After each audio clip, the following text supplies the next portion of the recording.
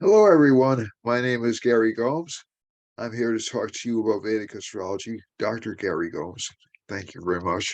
I'm here to talk to you about Vedic astrology, um, the and also what this implies, what the astrological positions imply for the world and for you based upon your Vedic sun sign. Vedic astrology is a very old tradition, a very old system of astrology founded in India and is called alternately Hindu astrology, Vedic astrology, Indian astrology. Jyotish is the proper technical term for it. And it's uh, the system is basically, just to give you a little bit of a background and to break up the intros of these videos a little bit. The system is based around a sidereal or star-based zodiac. Some there are some new variants which they use a tropical zodiac, which I don't find really helpful. I mean, you can get accurate information from them, but you can get accurate information from any divination system, even if you twist it and move it in different directions. But um, getting more back to the point, it uses a sidereal or star-based zodiac, which essentially means everyone's star sign or sun sign is moved back almost one whole sign. And also uses a system of nakshatras or lunar mansions and also Vargas. The Vargas are divisional charts. So a divisional chart is essentially they take the main birth chart and they divide it up into segments. So there'll be one chart which is devoted to your career, one chart devoted to relationship, life, and luck, one chart devoted to education, etc., etc. And there are quite a few of these divisional charts. So there are 16 main ones and what I would call 4 to 5 um, not so prevalently used ones, and there are a whole bunch of other ones that can be developed. Um, a lot of this information is contained um, in old books from India, uh, and they've been modified and not modified. They've been converted into modern language. Many of the formulas have been computerized. There are a great many Vedic astrologers online. I'm not the only one, but I consider myself to be a pretty good one.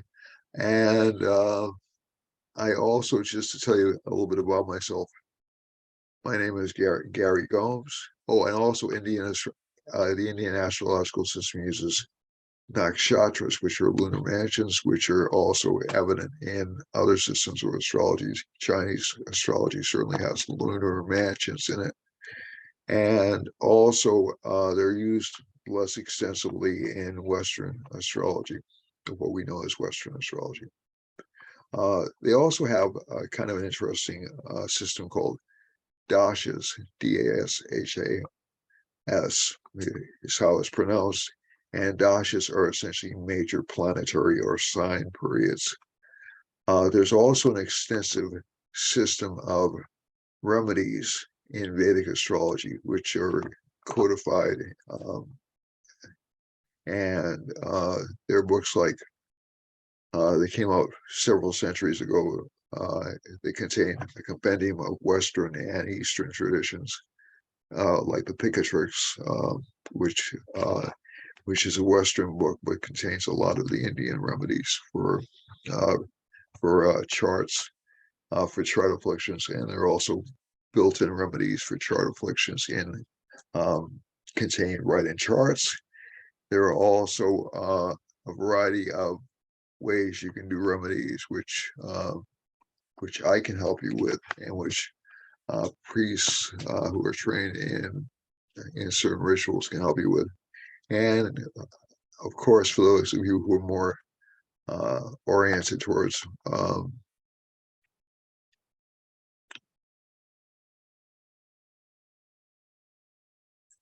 towards a more materialistic way of approaching your remedies. There are things called radhanas and upadhanas, which are essentially gems and substitute gems, which you can use to strengthen or weaken certain planets. So there are a variety of remedies, including forethought, uh, uh, which can also alter uh, the so-called destiny in the chart. Some things can't be altered. I'm going to say that right up front. So some things are essentially environments you find yourself in, and you're going to have to adjust yourself to meet those conditions. But and we can't go back and change the past. Like I can't go back in a chart and say, "Oh, I'm going to give you a different set of parents." That's that's not possible. But certain other things can be changed and certain other things can be altered. So I think that's one of the most important things that I try to tell people about astrology, and that is that people aren't really slaves to their chart. They're not really controlled by their chart. Uh, the chart is essentially um, the conditions. It's essentially the playhouse. Is the stage upon which we play our lives. How we play those roles, how we interact with other people who come into our lives. They're all essentially, this is going to come awfully close to the idea that life is a simulation, which I don't really like. But basically, it comes to the idea that essentially this is a construct. The actual physical density of the body, the atoms the body is composed of, there's actually like vast quantities of space between the atoms.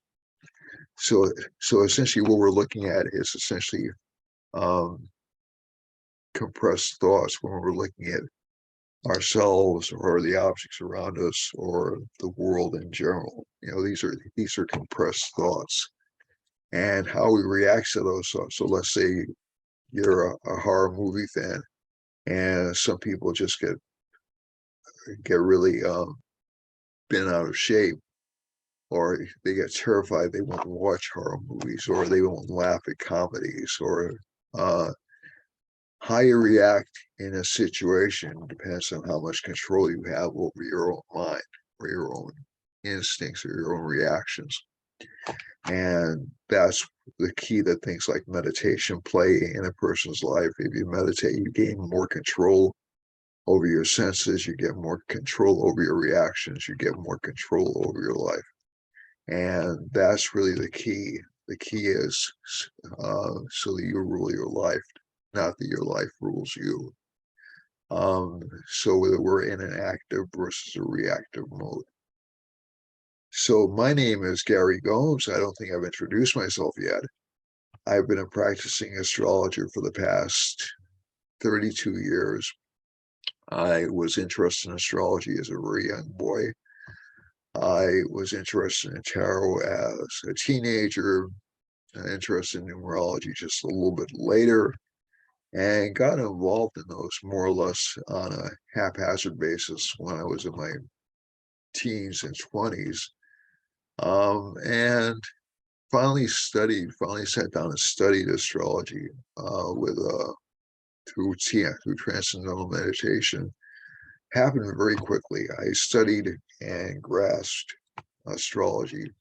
And I'm not saying I became an instant expert, but I grasped the essentials like around the age of 35, 36. No, was it? No, it was around 30. I'm trying to think. No, 37 years old. And studied tarot quickly after that. Studied Reiki quickly after that. Became a Kriya Yoga Swami very quickly after that. So a lot of these patterns happened in what was really when I look at my own chart, it was the appropriate time for me to take those up as a serious realm of study. But I was always interested in spiritual systems. I went to I was raised Episcopalian, but I was always interested in other religions. And I was always very interested in ethics and doing the right thing, and and always interested in. And I went to a Catholic high school, so I got a little bit of a break. I tried to understand uh,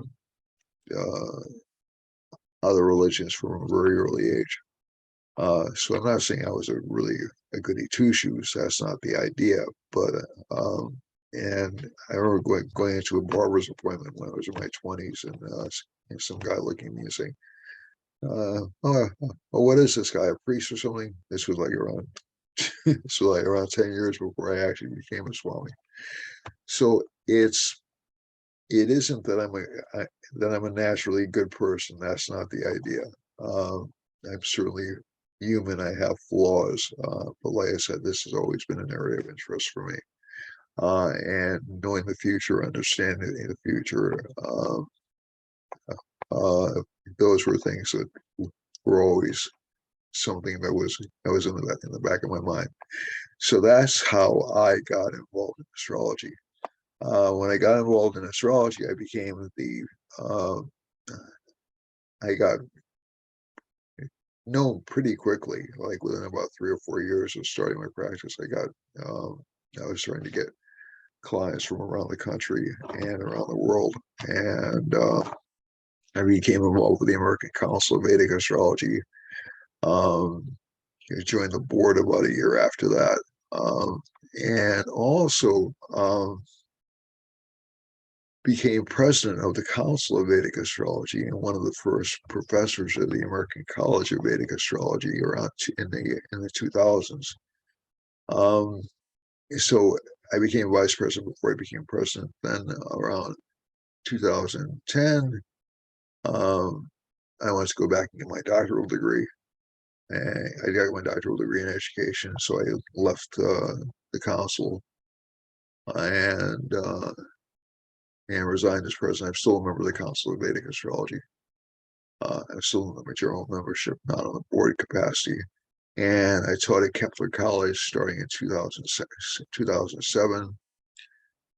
Started teaching at ACVA around 2004. Started teaching at Dara Academy shortly after 2007. And I've been teaching online. I've been teaching students individually since around 1990. I say around 1996. So I kind of I think you could say my timing was good because there weren't that many teachers of this particular system of astrology around at that time. And so it's grown exponentially, and especially in the United States over the past 30 years or so.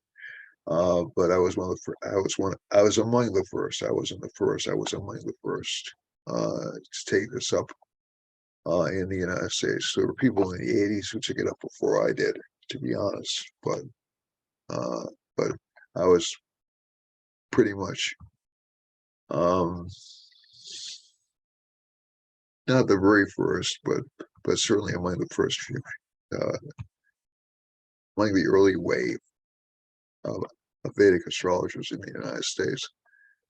And I was lucky, the opportunities were there to learn when I came up.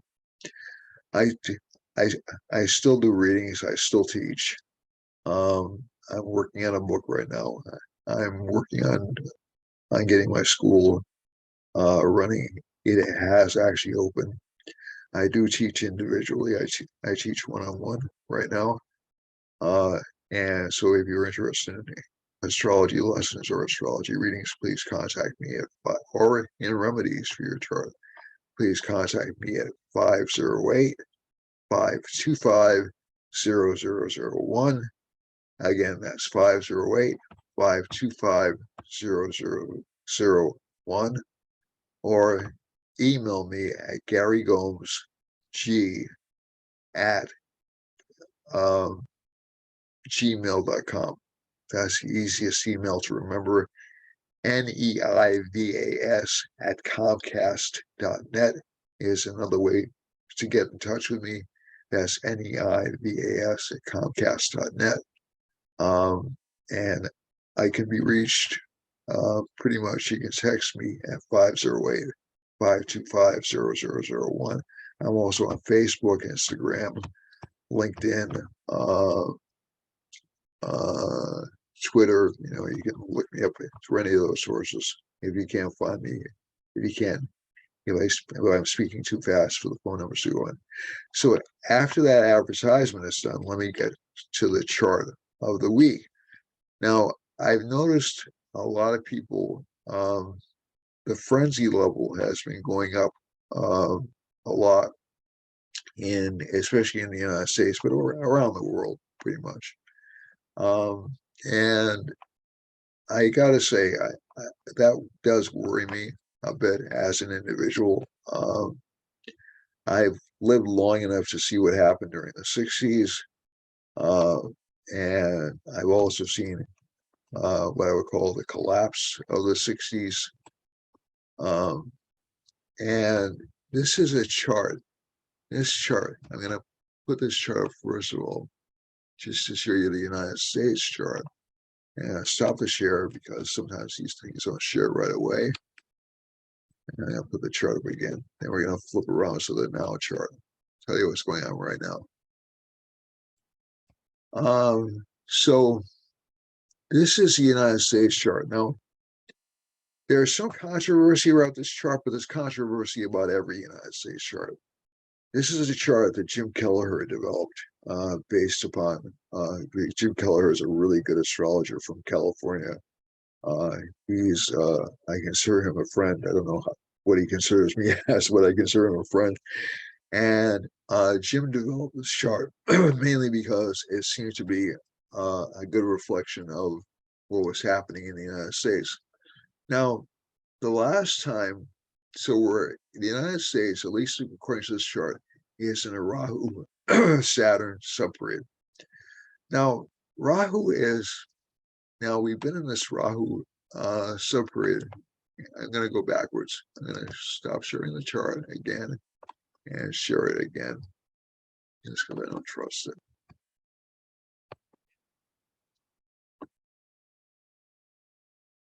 Now, again, keep in mind, I'm of no delusion the United States is the rest of the world.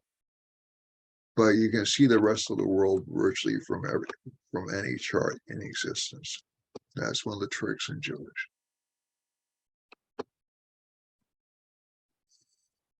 Well, that's one of the things I think is kind of one of the secrets of Jyotish. You can figure out what's going on in the greater world by extrapolating from your chart or from any chart. So that's one of my quote unquote special techniques. But if you look at the chart from 2015 to around 2023, 2033, we're in this Rahu major planetary period. Now, one of the reasons this is so interesting to me is because Rahu periods tend to reflect periods of upheaval and social reform in this country. So we go back, let's go back to, and again, there are some people who disagree with this methodology, that's fine. But if we go back to 1895, we see we entered another Rahu period between 1895 and 1913, roughly. And that was also a period of reform in the United States. That was the period of the Roosevelt presidencies. So it was a time when big businesses were being attacked. But the start of the major planetary period during that time was in Aquarius, which is considered to be Rahu's own sign.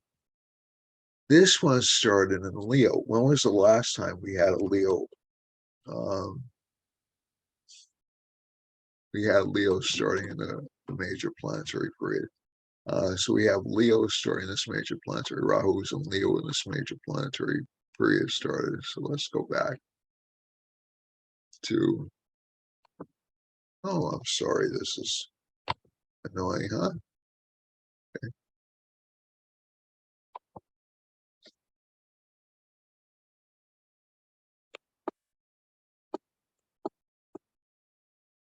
The last time we had was in 1775 when and I think everybody knows what happened in 1775. We had a revolution. We had a break off from the British.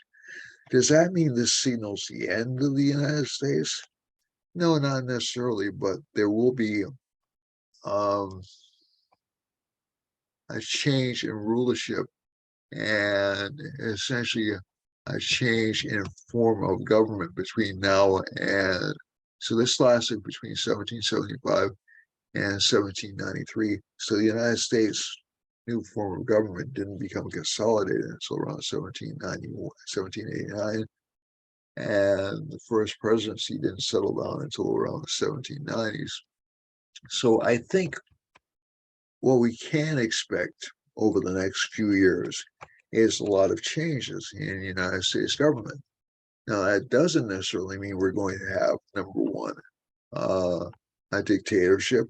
It doesn't necessarily mean we're going to have a socialist state.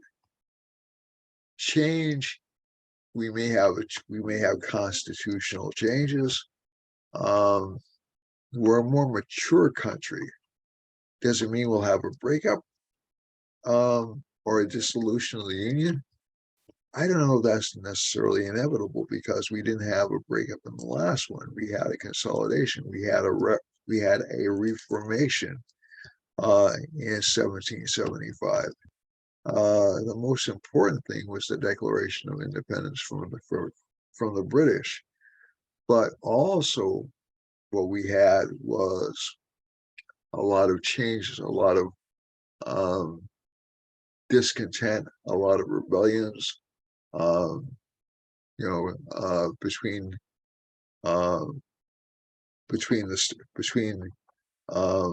so we had basically a war until around 1787, and then we formed a republic. Then we modified. A lot of people forget the Constitution was not. The Constitution that we have right now is not the first Constitution of the United States. As a matter of fact, the first words in the Constitution are in order to make a more perfect union. And I think one of the things you'll see is attempts made in that particular direction over the next few years. So we have a lot of, so let's look at the sub-period we're in right now. So I think a lot of the efforts you're going to see over the next few years are people disagreeing over what constitutes what America stands for, what it constitutes, whether it should get involved with anybody else. And again, we're talking about war happening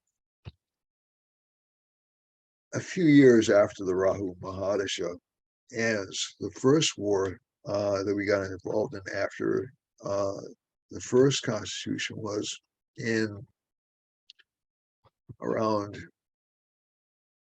oh gosh,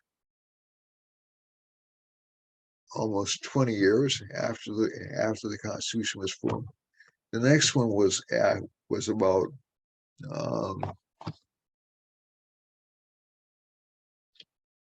let's see now. Spanish-American War was during the Rahu period. So World War One was around 4 years because the United States didn't get involved in World War One until around 1917. And I think one of the things you look at is people are predicting war right now. They're predicting that the United States is going to go to war with Russia or China. And it's still a good few years away. I don't think. I think if anything, you'll see a very minor conflict. You'll see a very minor, quick conflict like the Spanish-American War during this Rahu Mahadasha. And there is sort of a warlike undercurrent happening here around September 19th, 2022. but I'm seeing this as being more interdirected because around September 19th, during that period, Mars is going to be still stuck between these two signs for about the next 4 months. And there'll be disputes about governments. There will be conflicts with other countries around the world, but I'm not seeing a major war happen. That's what I'm trying to underscore here. The other thing is, and we're going to go back to the other chart in a second that I normally use. But basically, if we have this Rahu Saturn subperiod is more interdirected. Saturn is the lord of our second house. It's more connected with money and finances. Saturn's in our 10th house as a country. That does give the United States certain dictatorial tendencies. I have to be honest with you. That's not really the sign of a country that minds its own business and goes about, it leaves other countries alone. So, I mean, that's being truthful with you. That's not, I'm not criticizing the United States. I'm just telling you what the chart says. But also in this chart, we're in this moon subperiod. So there's anxiety about what our dreams, what our hopes, our aspirations are. That's where, so we had the Joe Biden speech, the President Biden speech last week. During this moon period, we had the tax invasion of I'm sorry, not the tax, the IRS. I apologize. The FBI search of Donald Trump's estate, and so a lot of this is essentially the moon is connected with public opinion, public awareness, but also to a certain extent public appeal. So politics, and this Mars period is coming at a period in which Mars is getting activated in Donald Trump's chart. If we go to President Biden's chart, we'll just go to President Biden's chart really quickly.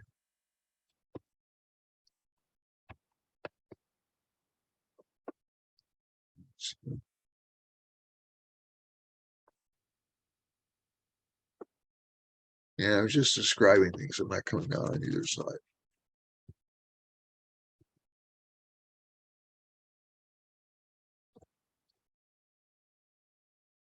No, I got this right. No, I don't. There we go. I had it right the first time. So Joe's in a fighting mood right now until September 22nd when he enters a Saturn subperiod. Now, this Saturn subperiod isn't really too good for him. It's really detrimental to his health. It doesn't look like a good period for him. We'll have to see how it plays out, because he'll be in a Saturn major planetary period starting on September 22nd. It's located in his 7th house, which is a house connected with longevity and health, and to a certain extent with health issues, but also partnerships. So this will be kind of a dangerous period for him in terms of his overall health, overall status. It can also bring out some dictatorial tendencies, as Saturn can do in a chart. Trump has Saturn in the 12th house. So essentially Trump's a good manipulator, from behind the scenes. And the fact that he seems to be obviously disliked is because of what's called a Sun Rahu conjunction in his chart. And so he seems to be obvious, you can see obvious power grabs in Trump's chart. But Biden also has Rahu in Leo in his chart, and that's not a good combination for, so both are guilty. I've said this before, but I'm going to say it again. Both are guilty of overreach.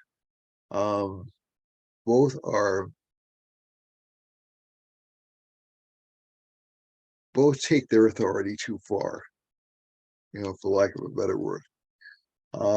So depending on which side of the political spectrum you come on, you may side with one or the other, but both individuals have some kind of difficult attributes in their personality. This is the chart of the United States right now.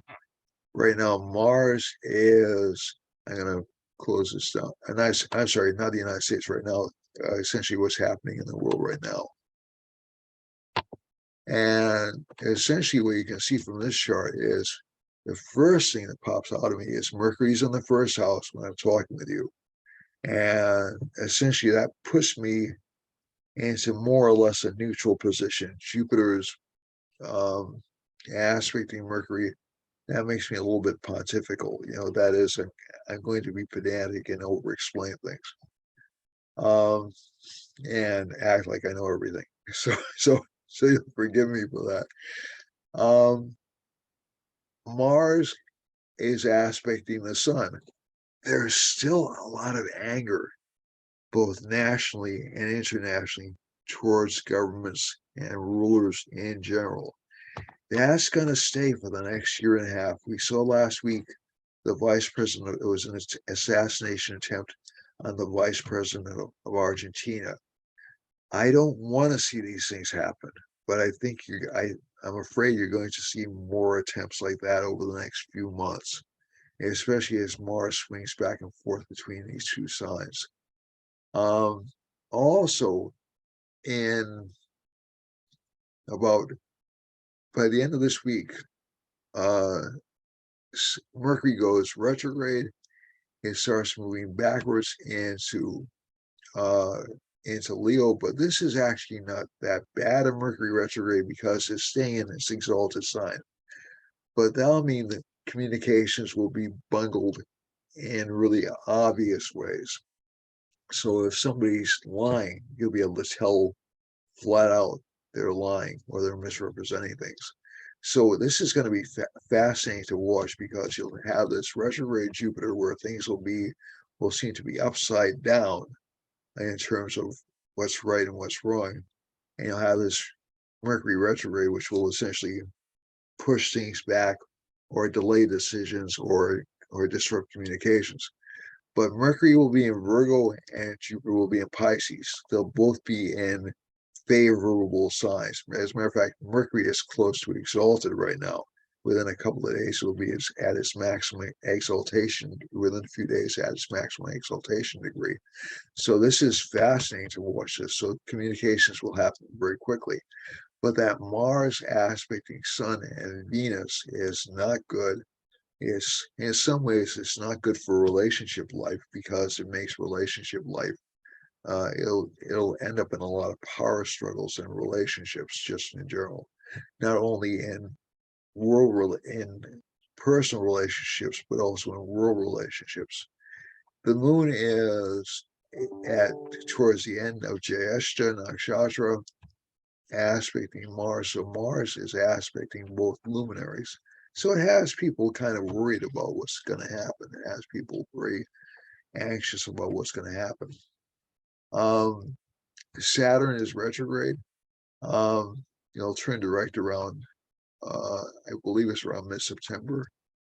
And you'll start to see it move away from this kind of like repressive environment or this kind of like stabilizing influence that it's been, and it'll start to aspect Jupiter again more aggressively. It's still aspecting Jupiter, but right now there's a little bit of over optimism in terms of economic projections, and but also there's a little bit of panic because of this Rahu in the 8th house. So I think one of the things that I would advise people to do, especially economically, is be very careful with your economic planning. We're going to be in kind of a roller coaster ride economically over the next couple of years, which I've said many times before. That doesn't mean that individually you can't excel or you can't do well. That's not how it works. But this particular combination over here is actually more telling. It's more difficult because the Mars Sun aspect just makes everybody hyper aggravated. K2 in the 2nd house, bad for communications, bad for understanding each other. It moves in the 3rd. This is only going to stay in the sign for about another few hours. Excuse me. And the moon will be in Sagittarius tomorrow, so we'll probably feel a little bit better, a little bit more optimistic tomorrow. But I think one of the interesting things about this moon and Scorpio is it makes people sort of doubt themselves. They sort of like take a step back. They sort of try to analyze things. But Mars and Moon and Sun are in fixed positions. Nobody politically anywhere in the world is going to change their minds. Okay, they're all in fixed signs. They're all going to be like, well, I'm right and everybody else is wrong. So let's look at the world map before I start running out of time. Okay. Gonna stop the share again and bring it up again. And for this is time and space change. I need to get this out of the way.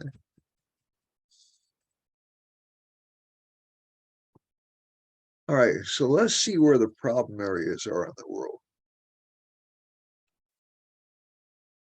So actually, I can remember earlier this month warning about problems in South America, even in Argentina.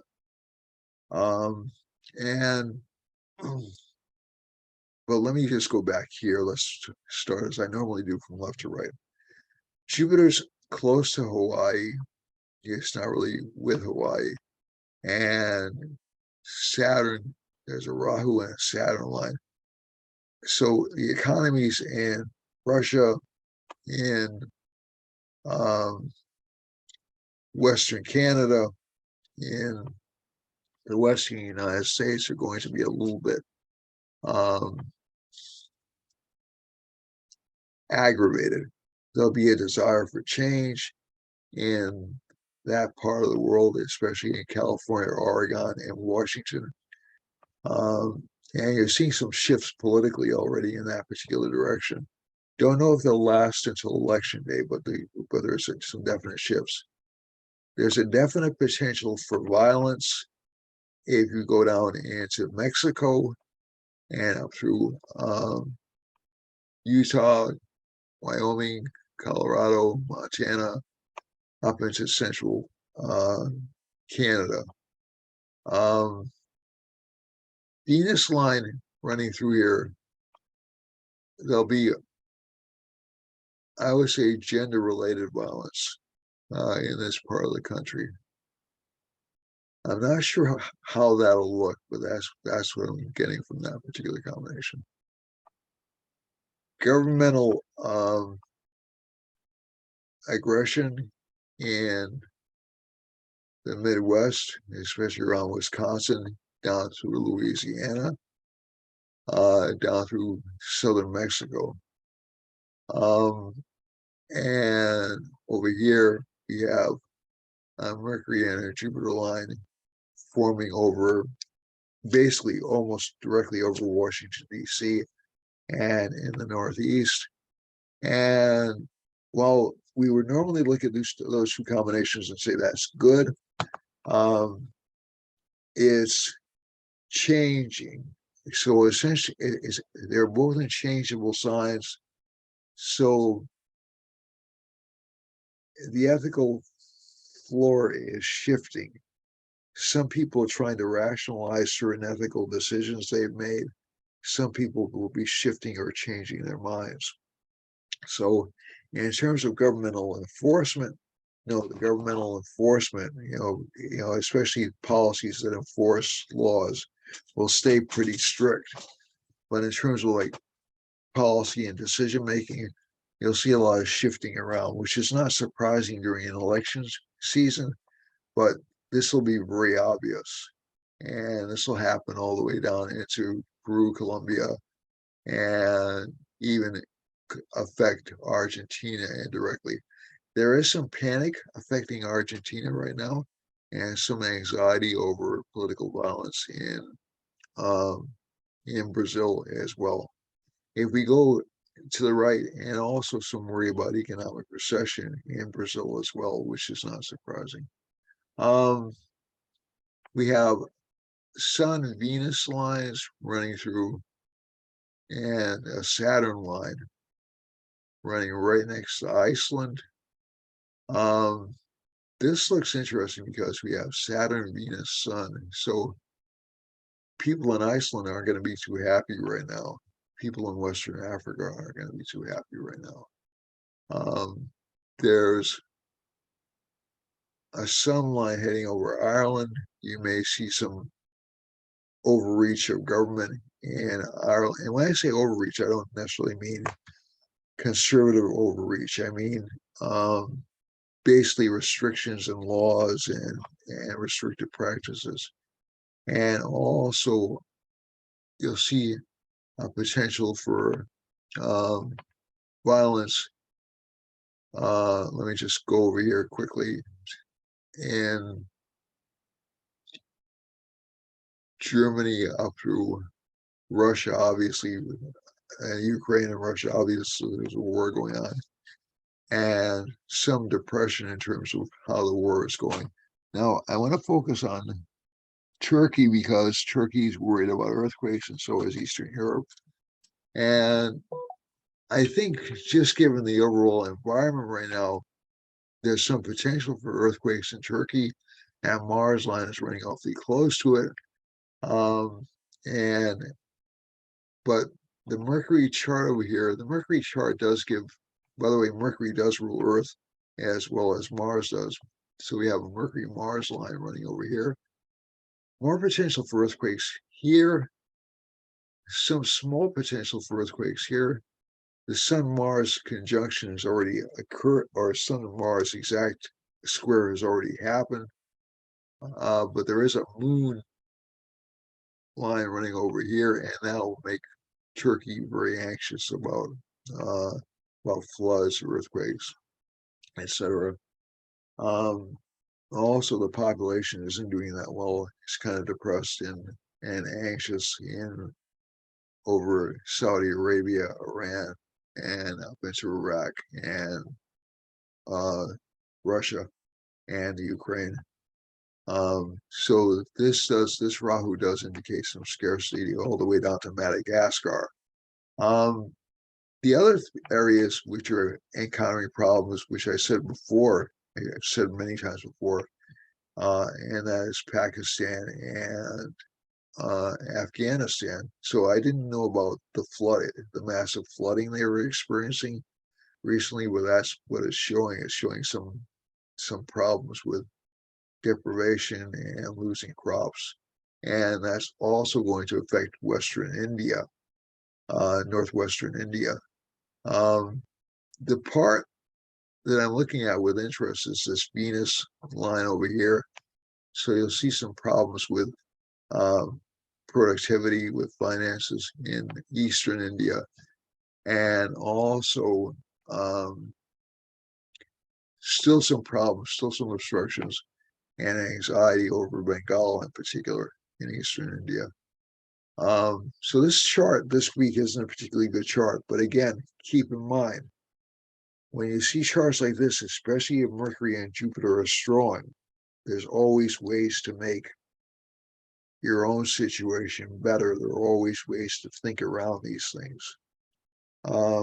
One thing that people don't know about Mercury retrograde is there's a good potential for bargains during a Mercury retrograde. So over the next 3 weeks, you'll see a lot of bargains pop up.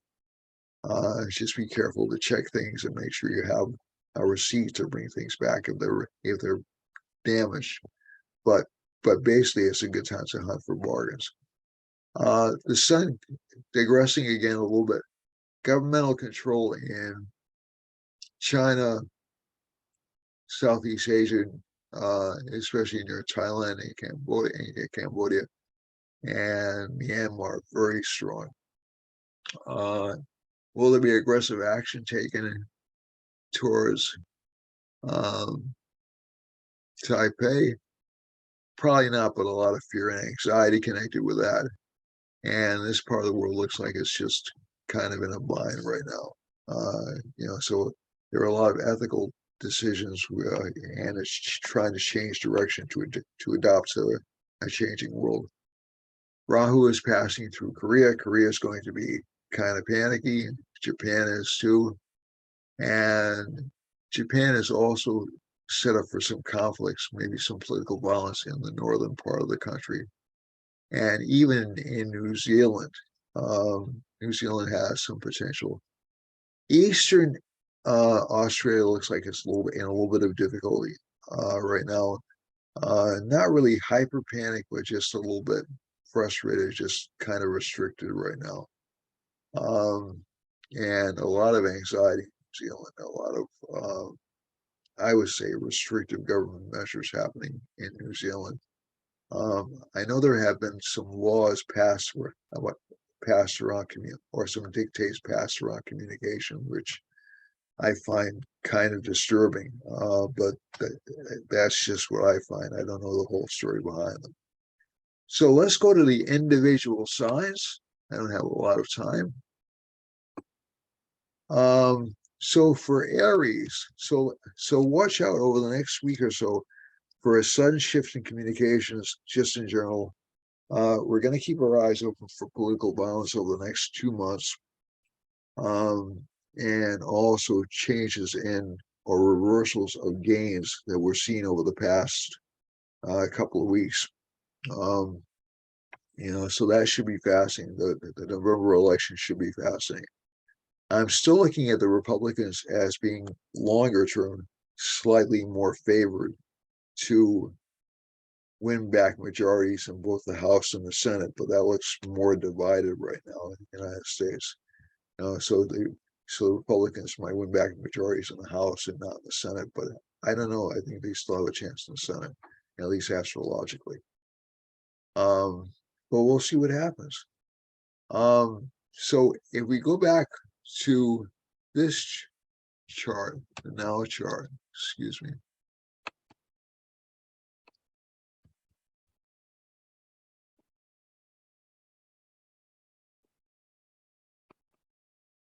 So for Aries, be careful not to get too anxious about money. Be careful not to be too quick to anger, especially at enemies or opponents. This will make you very competitive, though it'll make you and be careful not to be too angry at children. Children will make you very angry. But at least from this chart, good strategy chart. K2's in the 7th house. You won't really know who's on your side, who's on your side, who's against you. And there's some anxiety about status and home life. But Saturn in the 9th house indicates if you stay steady, you'll get what you want in the end. Jupiter's in the 11th, good for gains. Rahu's in the 1st. Again, like I said, it's not the best combination for self assurance. For Taurus, still that anger in Taurus is for Taurus, this is May 15th to June 15th. And anger at home life, a lot of anger at home life. But children are actually doing well. They're actually, and friends are doing well. They're trying to be helpful, but they may be a bit unrealistic right now. K2's in the 6th house again. Watch out for health issues. Moon is in the 7th, aspecting Mars, and this gives some anxiety or some disappointment in relationship partners over the past couple of days. Saturn's in the ninth house. I apologize for Aries. Saturn was in the 10th house. So that indicates a lot of hard work for this sign. But Saturn's in the ninth house, so slow and steady is the rule of thumb for Taurus, and you'll see some financial gains if you just work steadily and slowly. But again, you'll be spending a lot of money on beauty, so be careful about that. For Gemini has Mars in the 12th house, so there's some anger at relationship partners. There'll be more fights or more arguments with relationship partners. More anxiety about whether or not your dreams or your ambitions will be fulfilled, but increased status at home, increased acknowledgement, increased communications about improvement in your life. Some problems still with children. Moon is in the 6th house, so again, some anxiety about health. Saturn's in the 8th, so relationship partners will seem to be mean or a little bit difficult or a little bit tough to control. Jupiter's in the 10th, great for career. Rahu's in the 11th, good for gain from famous people, but also they'll take advantage of you, so be careful of that. For Cancer has Sun, and Venus in the 2nd house, so this sign will seem very attractive, very presentable, very good at making money. And Mercury's in the 3rd house, so a lot of fulfillment of desires or ambitions. K2's in the 4th house. This sign will be forced to spend time away from home. Some worry or anxiety about children that will pass within a couple of days. The 6th house enemies will be people who are in positions of authority or positions of scholarship. Saturn's in the 7th house. You're still sticking with that relationship partner. The relationship partner is kind of backing away a little bit, but it'll come together for you later on this year. Jupiter's in the 9th house, which is very good for luck for this sign. Rahu's in the 10th, a lot of career goals, but a lot of moving forward just a little bit, then moving backwards just a little bit. So you'll get there, but it'll be frustrating. And some financial gains from career. For Leo, Sun is in the 1st house in its own sign, very good for this particular sign. And Venus is in the 1st house, so a lot of people are going to like this person a great deal. Mercury's in the 2nd house. They're going to be good communicators, good speakers. Ketu's in the 3rd house, very ambitious. Moon is in the 4th house. Worried about status, but career life will be good. Saturn's in the 6th, so again, worry about overwork and health issues. And finally, we get down to Jupiter being is in the 8th house, so some good gains through financial efforts. Rahu's in the 9th house, difficult to please bosses. Rahu's in the 8th house, so some anxiety about, Rahu's in the 9th house, my apologies. Some fear of not pleasing bosses, but overall good career gains for the sign. For Virgo, very good month for Virgo. Ketu's in the 2nd house, so communications may not be the best, but relationship, good potential for meeting a lot of opportunities relationship wise, although they'll tend to be older people or people who would not necessarily seem attractive to you at first, or they might seem to be people who are inappropriate, but give it a chance. Moon's in the 3rd house. They're doubting their ambitions or desires in this chart, but this is a good time to fulfill ambitions and desires. Rahu's in the 8th house, so some caution is advised in terms of investments. Mars is in the 9th house, good for career life if you get aggressive about your career life. For Libra, Ketu's in the 1st house, but it's a good time for financial gains because of the moon aspected by Mars in this chart and Sun being in the 11th house. Mercury's in the 12th, so this sign will seem very attractive to other people, as well as Mars being in the 8th house. Saturn's in the 4th house, still some delays in terms of home life or in terms of career ambitions, especially connected with education. Jupiter's in the 6th house, good knowledge of enemies and what they're planning to do against you, and but also good opportunity to work hard to overcome enemies. Rahu's in the 7th house, still not complete satisfaction in relationship life, but new friendships. For Scorpio, Moon's in the 1st house, a lot of anxiety over the future, some arguments with relationship partners, but this won't last long. Although we'll be going back and forth over the next few months. And Saturn's in the 3rd house, a lot of ambition for this sign. Jupiter's in the 5th, a lot of luck actually for past efforts. Rahu's in the 6th, some anxiety over illness, and Venus and Sun are in the 10th, good career gains. For Sagittarius, we have Saturn in the 2nd house and Jupiter in the 4th house. So this gives slow gains and slow progress to the sign, but Mars is aspecting the 1st house. It'll give good energy to the sign. It also, the moon, lord of the 8th house, is in the 12th house. So a lot of long-term barriers that you would encounter are actually kind of swept away this week. Sun and Venus are in the 9th house, very good for financial gains again, and Mercury is really good for careers, especially in communication. And K2 will give, again, unreliable friends, but interesting friends. For Capricorn, Saturn's in the 1st house, gives this sign rulership ability. Jupiter's in the 3rd house.